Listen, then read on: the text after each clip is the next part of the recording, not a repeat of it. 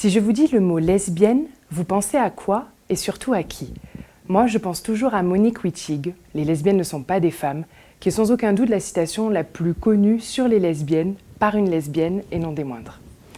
Pour Monique Wittig, la lesbienne est un sujet à part, un être singulier qui s'affranchit des normes sociales parce qu'elle échappe aux normes hétérosexuelles. Mais de quoi parle-t-on exactement quand on parle de lesbienne dans un travail académique? On parle de lesbienne depuis l'Antiquité, mais surtout depuis le XIXe siècle, pour parler de relations sexuelles et ou amoureuses entre femmes qu'on appelle lesbiennes, homosexuelles, gays, saphiques, queer, gwyn, transgwyn ou autres. Dans la littérature, les lesbiennes ont fait couler beaucoup d'encre, parfois violette. Et malgré l'essor de travaux féministes et des politiques sexuelles depuis les années 80, qui ont radicalement fait évoluer les droits LGBTQI+, au Canada et aux États-Unis,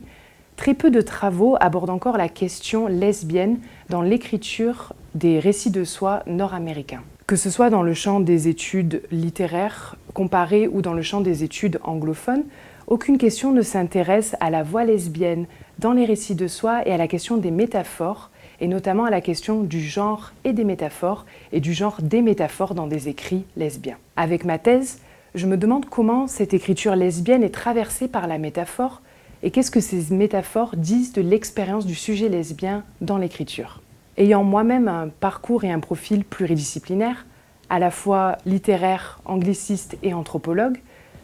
mes travaux s'inscrivent dans le champ des études littéraires féministes, gays et lesbiennes et utilisent des outils des sciences humaines et sociales pour faire parler mes textes et comprendre le contexte plus large dans lequel ils prennent vie. Dans le cadre de ma thèse, j'aimerais notamment pouvoir conduire des entretiens auprès de penseuses et de penseurs nord-américains qui ont directement fourni le cadre théorique de mes recherches, ma méthodologie et qui ont aussi largement influencé les écrivaines de mon corpus. J'aimerais aussi, si c'est possible, pouvoir conduire des entretiens avec les écrivaines vivantes de mon corpus pour leur demander quelle place occupe le langage métaphorique, le genre, la sexualité et le sexe dans leur écriture et dans leur vie en général. Avec le contrat doctoral de l'Institut des Amériques, je vais donc pouvoir aller à la rencontre de ces personnes, pouvoir travailler avec des chercheuses et des chercheurs spécialistes de l'écriture queer et de l'écriture de soi à l'Université de Montréal,